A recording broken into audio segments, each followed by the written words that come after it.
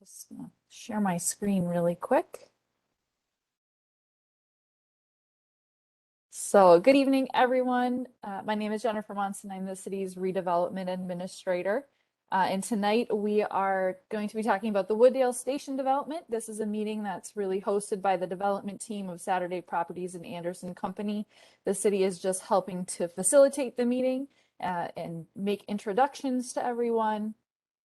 So the first thing we're going to do is going to introduce the development team, city staff. We have a number of council members here. I'll go over quickly how to type your questions in the chat box or to raise your hand to be unmuted in order to help just maintain some clarity throughout this meeting. Everyone who's entering the meeting will be muted upon entry, and we'll use these other functions to make sure you're able to have your questions or comments answered and received. We'll just go over some really quick rules of conduct and then talk about the development proposal and answer any questions. So the development team tonight, we have Saturday Properties and Anderson Company here with us. If you could briefly introduce yourselves, and then we have some members of City of St. Louis Park staff, myself and Laura Chamberlain, Sean Walther, and then we have two council members joining us tonight. We have Council Member Lynette Dumalog from Ward 2 and Council Member Margaret Rogg from Ward 1. And so I'm gonna really quick allow the development team to introduce yourself. Okay, I think everyone can hear me. I've been. Oh, Greg, I can't hear you.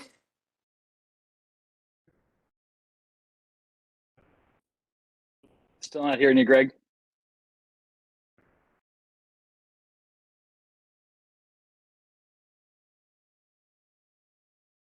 Now give it a try. Now. Now we can hear you. All right. IT, I got a new calling here, I think. Well, thanks everyone. We appreciate the opportunity to see most of you again. I would imagine there's a few faces from a while back.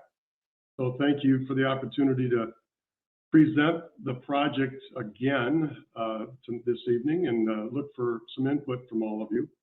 I am the founder of Anderson Companies. We are a co-developer on the project.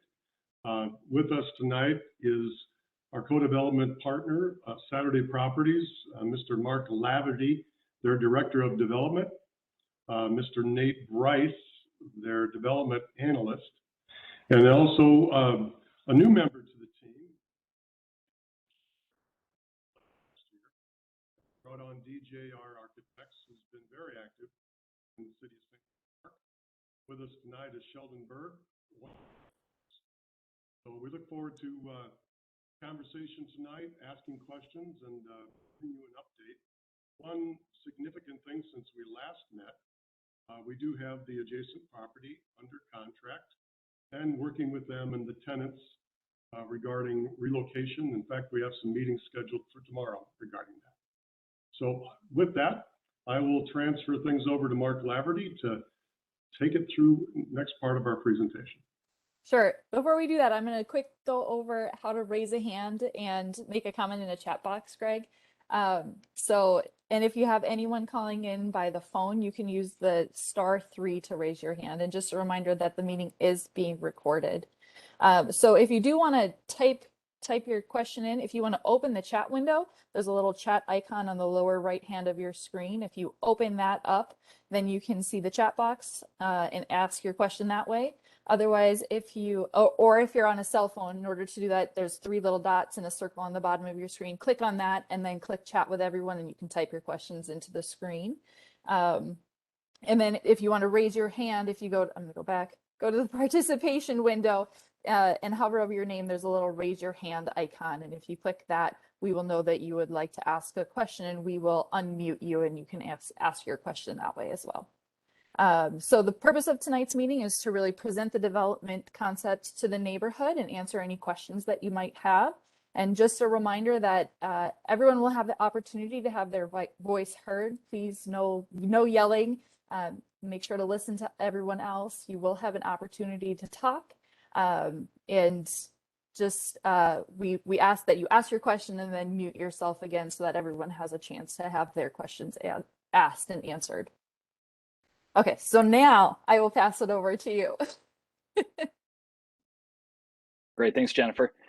Nate, are you able to share our presentation to run through? Wonderful.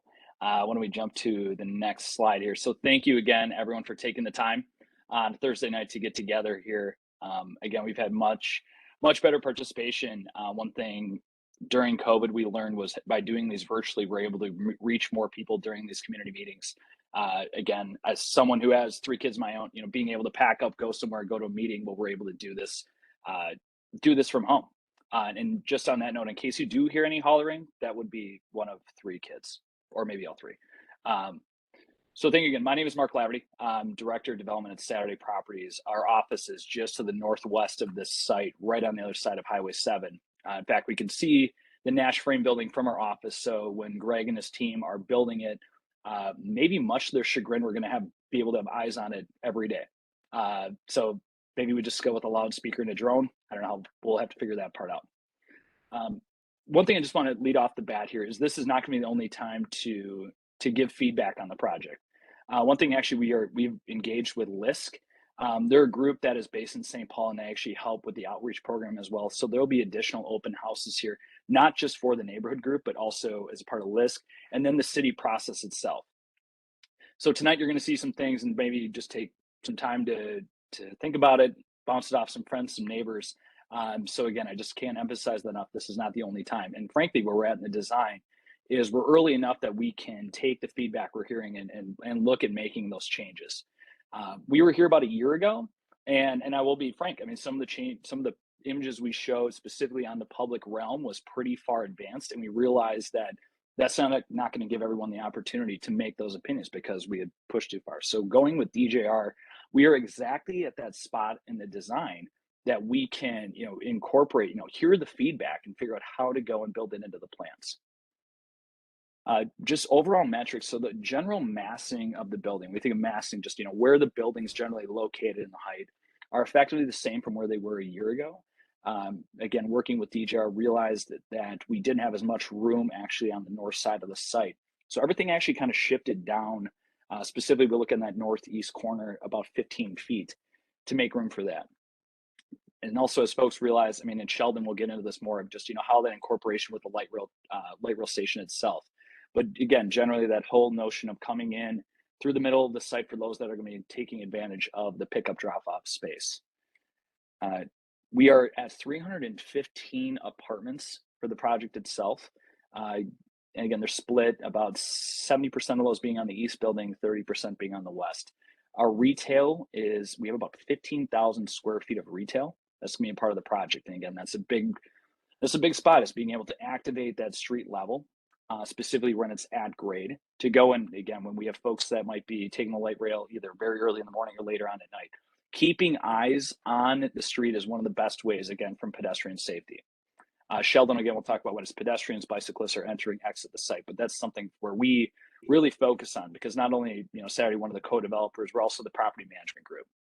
So when we think of, who do you call when it's like, hey, we have a question about management, I mean, you're calling us. And again, we are kitty corner from this site across Highway 7. One thing to point out, we have 20% of the units are going to be affordable. So for that means we're getting 62 affordable apartments at this site. My background, I actually started doing affordable housing and thinking of, how much, the scale and time and different levels of resources we would need to put together one, 30-unit deal. We're getting effectively double the amount of affordability in one project here. And with the sources we're going to in the City of St. Louis Parks investment and some other grant funding, we're going to be able to provide that at the site. And that's something we're very thrilled about, that we're able to provide a mixed income development right next to a light rail stop. So those are the big overview for the project itself. With that, I will pass on to Sheldon. He can talk about where his design team is at thus far, and then once we circle back, I'll be handling the Q&A. So on that note, as you see and you hear Sheldon going through, take advantage of that chat feature. We'll let Sheldon do his entire part, but once you get through, I'll take a look at that. I have it up on my screen right now. So that'll be the best way to get your questions in, or if you want to raise your hand, and we'll go from there.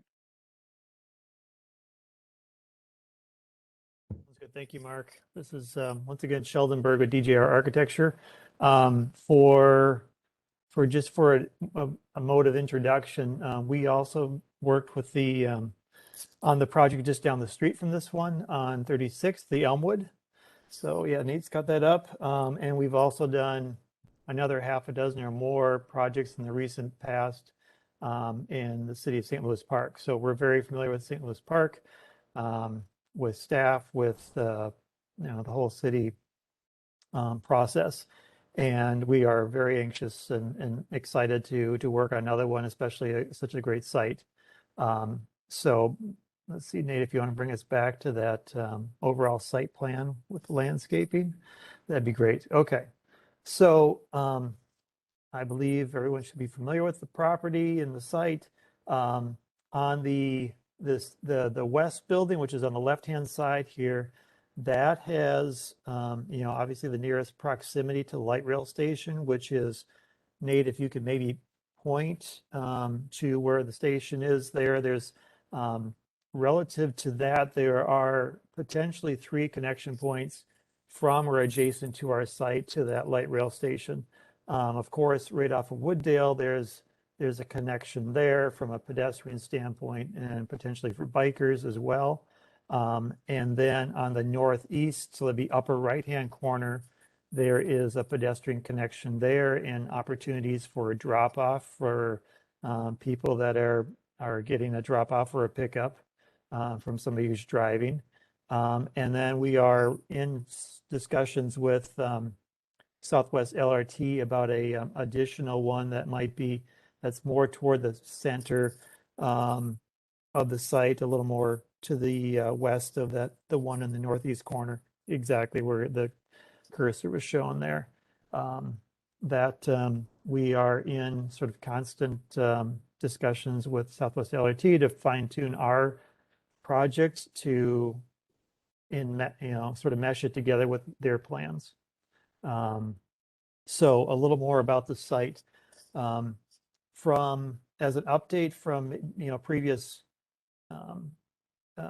plans that you've seen on this project, on this west building, we have a nice landscaped perimeter on Yosemite on that right side, and we have modified the building to line that area where the residential parking is with more residential units, where, as Mark had said, we have more eyes on the street. It's going to be more activated at that level, so that as people are walking up and down that street, there is a greater connectivity between the pedestrians or bikers and the residents of the building. On the south side of that building as well, there's a sort of a continuation there of residential units. And then that culminates in that southwest corner of the east building. So sort of toward the center of the site is the lobby for that building, which also includes some work at home area that also will include an opportunity for some community meeting space in that building. And that's kind of right in the center, just to the right of that entry drive that is in the center of the property. As Mark mentioned, on the left side there, the west building is predominantly retail and commercial space on the ground floor that gives a lot of activity to the space and to the property. It also is, and both of them really are 4-sided buildings. There's not really a traditional front and back to these properties. The north side of the retail space we see as being activated by the continuation, sort of the flow through of those retail uses. There's many opportunities for whether there's dining opportunities or other retail opportunities on those spaces. And then the center sort of yellow area would be the lobby for that building. On the back side then is that green space that was shown previously. It's a potential community gathering area. There's some room there for interaction with both the landscape, hardscape areas for activities, benches, all those things that will enliven the space. And then if we want to I'll just close by talking a little bit about the streetscape. If you'll notice the boulevard plantings along the street on the south side of those buildings, as well as opportunities for some other perennials and other lower plantings along the street, as well as obviously plenty of sidewalk for people. And let's see, Mark, I think you captured sort of the unit counts and the parking that we have for the property. There's 2 levels of parking. There's this main level, and then there's an underground connection too. And that underground parking is in the upper right-hand corner of the project off of Yosemite.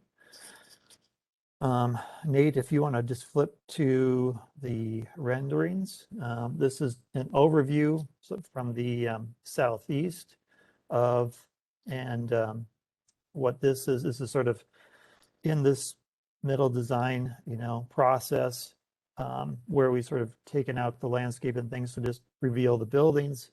You'll notice that it's a little harder to see in this image, but off of the residential units on the west building and then above the retail on the west building, there's a good sized step back there that gives, brings the building down to more of a pedestrian scale along the street. And then it steps back and then goes up for those residential units, with lots of balconies and things that will help give activity to both buildings along the street side, both on Yosemite, on 36, on Wooddale, and on the back side as well. The project materials are a brick base and a fair amount, obviously we're showing lots of glass at those retail spaces. So there's a lot of transparency there, interaction with what's going on inside and with people walking or biking by or even driving to the site. The upper level materials will be metal panel and some fiber cement siding, as well as large windows at all the residential units. So there's a lot of transparency there for between the residents of the property with neighbors and passersby. Let's see, and Nate, go ahead, go to some other ones. So here, this shows the corner of Yosemite and 36th. And if you go to the next one, Nate, this is sort of the view from the light rail from the station. Once again, seeing at the grounds, at the pedestrian level, all the the potentially transparency and vibrancy of having retail commercial spaces right there as a person would get off the light rail and be walking to either their neighborhood home or to connect with somebody else. And then last image, Nate. I think there's one more. Or is that the last one? Maybe that's the last one. Okay. Mark, I think that gives a pretty good overview. I know this will probably come up, so I might just add or close with a few of the sustainable items that we have with the property. And the first of which, and we're only showing the ground floor here, so I'm not showing the roof plan, but we have a solar array on the west building that the east building that we have in our plans, as well as a number of other green initiatives, including the green communities criteria, which would include everything from Energy Star appliances to energy or environmentally friendly materials on the inside, water saving, plumbing fixtures, insulation, efficient mechanical systems. And, I could kind of go on, but I'll just stop at the highlights there. The last thing that I think I'd like to just close with is we also have a lot of both bike friendly locations for storage for bike, whether it's either temporary as far as visiting commercial spaces or for the residents themselves, a bike friendly development. So I think I'll stop there and move on to Mark. I know we want to save plenty of time for questions, so thank you. Awesome. Well, thank you, Sheldon. And again, one of the images that Sheldon showed was that on Yosemite, with the folks at the difference in grade change between Wooddale and Yosemite is about 15 feet. That's effectively a story and a half. So how do you go and make sure to accommodate? So we really made sure to activate that distance. Our last plans that we showed you all just had kind of more of a stark wall with something. And now we've made sure that we had those units there. Nate, why don't you flip back? There's been a couple questions in the chat. Again, folks, feel free to chat's probably the best way without scrolling through names trying to I'll say the chat's probably the easiest way to go and ask questions. First one, Vaughn asked how many residential units in each building. Right now it's we have 245 in the west building and 245 in the east building and 70 in the west building. So a total of 315. The question also, how many resident and then how many parking spots for residents? We have 368. We've been working with the city on this. Really how that equates to is it's about 1 per unit for our studios and 1 bedrooms, and then 2 bedroom units get 1.5 parking stalls. That's how rough math. And then we look at our 3 bedroom units get 2 stalls. One thing we do see is, and actually I should have mentioned this earlier, the west building, we are going to planning to have age restricted to folks that are 55 and up. These are folks that are not as heavy car users, typically have dropped 1 by this time. And these are folks that this isn't with services, but the people that can keep up with themselves, but either by choice or just don't want to keep up with their house anymore. So the west building is going to be at age restricted there. Next question from Delaney: with the entrance exit on 36 doesn't happen at the intersection, what is the expected traffic impact? You're right, it is not right at the intersection. The main flow of traffic we expect for residents is going to come off of Yosemite. It's not showing the plan here, but the entire foot underneath both buildings is an entire level of underground parking where the lion's share of our residents will be entering and exit the building. So they'll be coming off of Yosemite, and that's a controlled intersection. And that was intentional and frankly a big part of us working with getting the site and frankly the building right at the corner of 36th and Yosemite, was to make sure we had that access to make sure we're going through a controlled intersection. As a part of our process, we have to go and get a traffic study. It's something that we go and we analyze ourselves, and also a part of the city approvals as well. So future meetings, that's something that we can go and discuss once we have that done. But we can't order that study. We'll be doing that very soon, but we can't order it just now. We need the footprint of the building to frankly be set and that unit count, because that's what they go and calculate. How many residents are going to be using it, and from there they can determine the counts. So that'll be something that, again, that's available to the public. It's not right now, but it'll be soon. Thanks, Mark. I have a question from JW. For Saturday properties, the question is how many units were in the previous plan? And then for St. Louis Park staff, how many units were in the approved plan for place on the south parcel? Since I'm unmuted, I'll let you know what the place plans were, which just took up the west half of the site. So pretty much everything to the west side of that driveway entrance. Originally approved was a 110 room hotel building and 84 residential units. So I'll let you then, Mark, address how many were in the previous proposal from Saturday properties. Yeah, and if you bear with me, I am actually going to have to double check. Bear with me. I can check. I think it was something like 284, 296, somewhere right in there. Double check this is.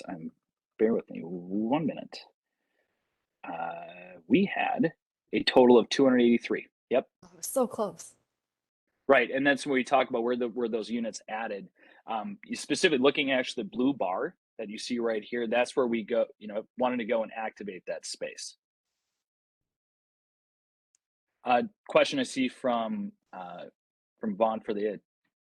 I'm sorry, this would be for the staff. Has the addition of these units been considered with the street and utilities work scheduled? And imagine this is in relation to the 36th Street work. So Jen, do you want to comment on Yes, I can. And the answer is yes. All of the development on this parcel, as well as any development that's anticipated in the Elmwood area or might use 36th Street, has been anticipated and considered as part of the design for the 36th Street project. Awesome, thank you. And then Margaret asks, how many of the age restricted units will be income restricted and at what AMI? So generally, so the affordability is spread evenly between both buildings. And so I mentioned 20% of the units. And this applies for both the non-age restricted on the east building and for the age restricted on the west. 10% of the units will be at the 60% AMI level, and 10% will be at the 50. So it means for the west building, I said there's 70 units over there. So we'll have 70 units restricted at 60% AMI and 77 at the 50% AMI level.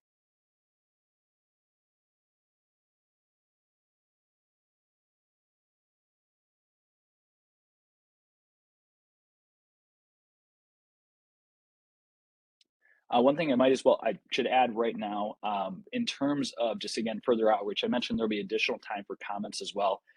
We are, working with Metropolitan Council, Hennepin County on getting additional funding for the project.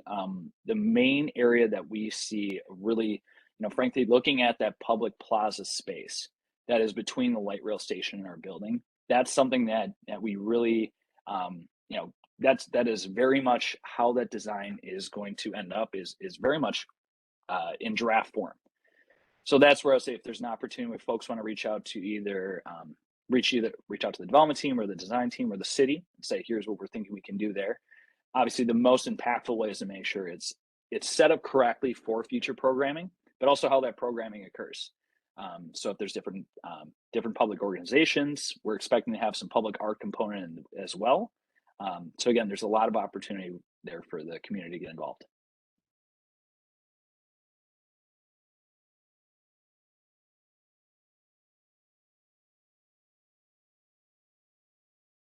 Just want to make sure. And Mark, maybe you can, since we're waiting for some comments to come in, maybe we can talk a little bit about how the traffic through the site works and how the residential access comes off of Yosemite and commercial access comes off of 36 to really help mitigate some of the backup traffic that might occur on 36 when we're pushing it all of the residential access to Yosemite. For sure. So that access point that we see on the screen right now, so this is one-way traffic coming off of 36th. So going north, plan north here. Again, this is all, you can kind of see those angled parking spots that are available there for the retail. So you loop through, again, one-way parking, and then there's enough space on the north end of the site.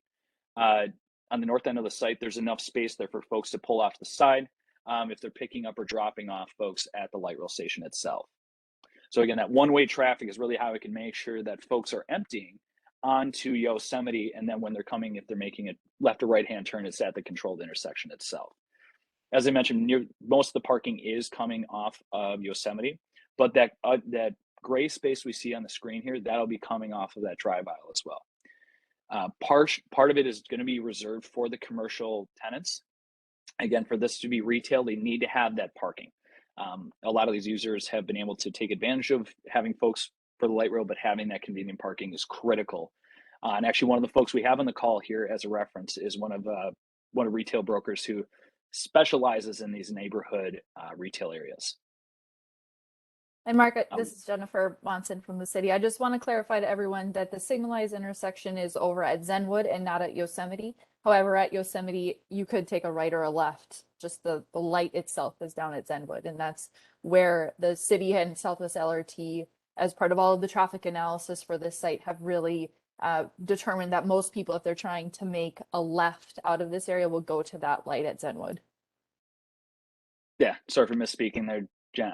And on our experience with working with, so again, these are folks that live in this building in their 12-month leases. They will go to what I will say is going to be the spot that frankly makes the most, and I'll say, if you're entering or leaving your building, you're going to want to go to that spot that's the safest to go and leave and enter your apartment building.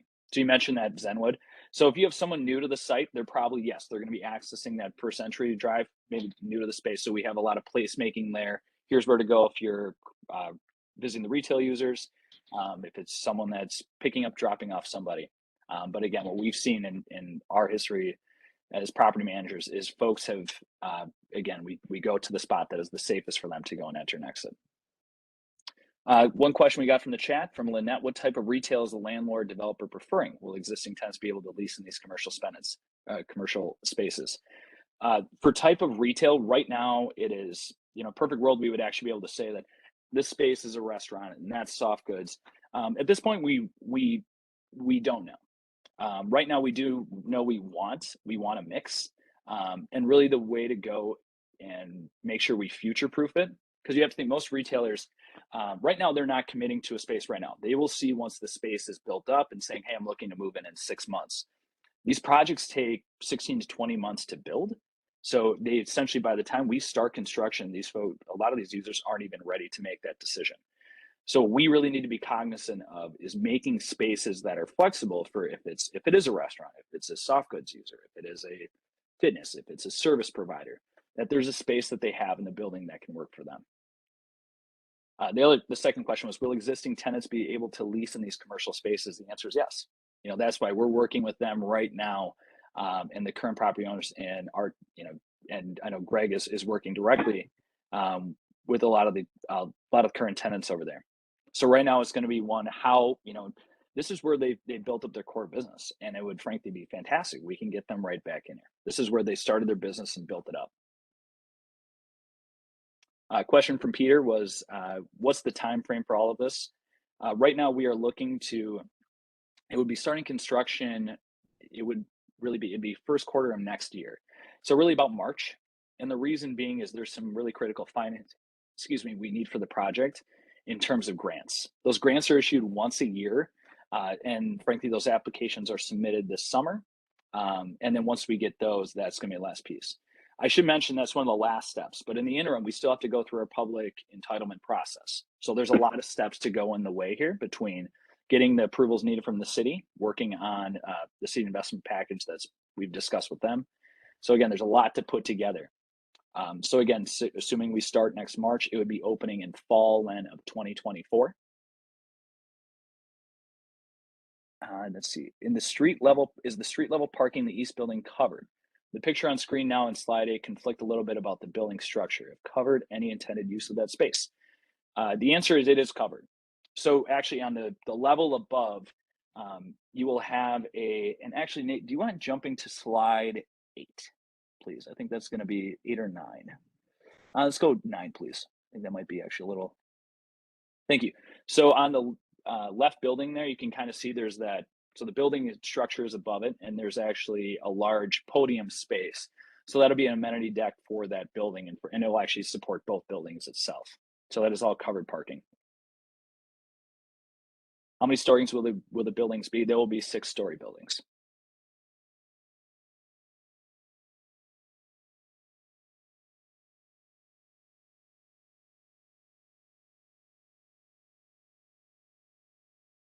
Any other questions that I can ask or any other questions I can answer, folks?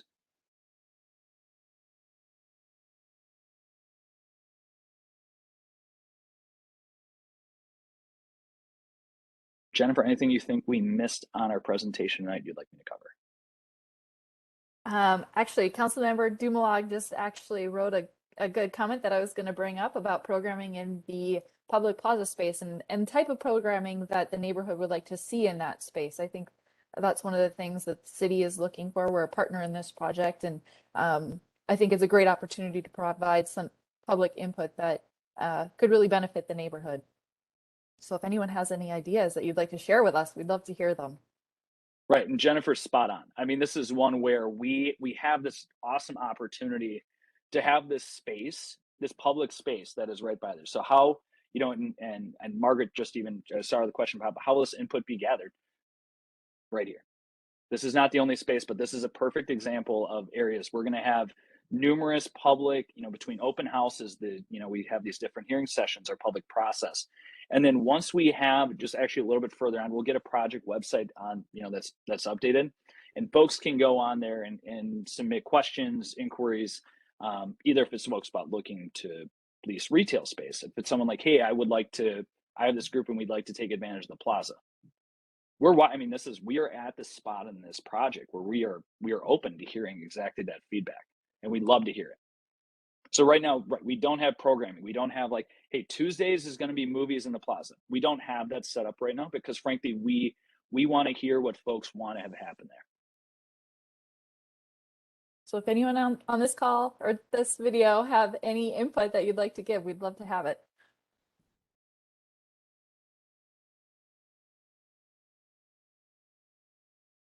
Sure. The question from Lynette, what are the amenities to the residents? You mentioned amenity deck. Yes, so on that east building, there is that amenity deck that is essentially would be on the second floor, so a little bit elevated. For us, I mean, it is, you know, we have to have a fitness use for folks. That's something that potentially folks have come to expect.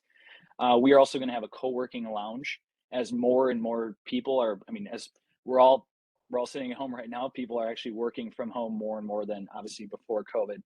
So that's something we need to acknowledge, and we have that space available for people in our building. You know, having different gathering spaces, and what we've realized, and if folks have been at apartment buildings over the years, you might be familiar with the ones where you had one big common room and that was it. And what we've realized in our buildings is having different spaces, smaller intimate spaces, because if you go in there with a couple friends and there's already a party on the other side, you know, that might feel awkward. So we try to have actually a variety of spaces throughout the buildings to make those gatherings more possible. You'll see kind of on the top corners of these buildings, those are public. I'm sorry, those are like the rooftop terrace areas that'll have some inside space and also some outside space for those gatherings. I saw the comment of how many units do you have on the 6th story? I personally feel this project should be limited to 5 stories as set for other projects. I'd actually have to double check the exact unit count. You can give just a rough guess. I would say there's probably somewhere about 60 to, I would say, without having it right in front of me, I would guess it's somewhere between 55 and 65 of the units on the top story. Understand your comment about should be limited to 5 stories as set for other projects. That's something we will, and we have looked at, you know, different ways to make sure that it fits within the community context. Margaret had a comment that we have a lot of theater people in this community. Outdoor theater may be of interest. Awesome. That's exact. I mean, that's just question. Is there a current theater group that we should reach out to? Margaret says yes. Do you have the name of? Oh, there you go. Perfect. Okay. Awesome. Thank you so much.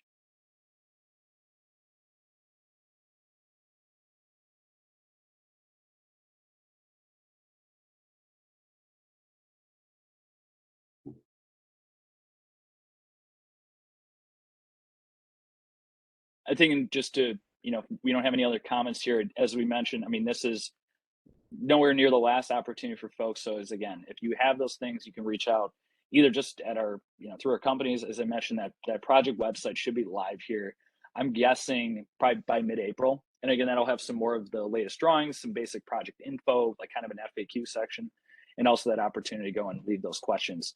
You can obviously reach out to Saturday, reach out to Anderson. Obviously, we have city staff on here as well that can field those questions too. Yeah. And we do have a city webpage just for this site to update people about the process and when neighborhood meetings are, public hearings are, when this development will go to the Planning Commission and the City Council. Our contact information is on that website. Please feel free to reach out to us at any time. We're happy to have a conversation with you, answer any questions, take your ideas and share them with the development team. And just so you all know, this meeting is being recorded and it will be posted on that website. So if you have neighbors who were unable to join us tonight, please share the link with them. We would love to have them see the development plan and get their input as well.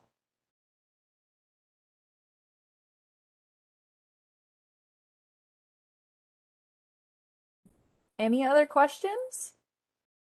I know the Elmwood neighborhood, Sorensen neighborhood, you've had a lot of community meetings lately, so we appreciate you showing up tonight and giving your input, and we're happy to keep this conversation going with you.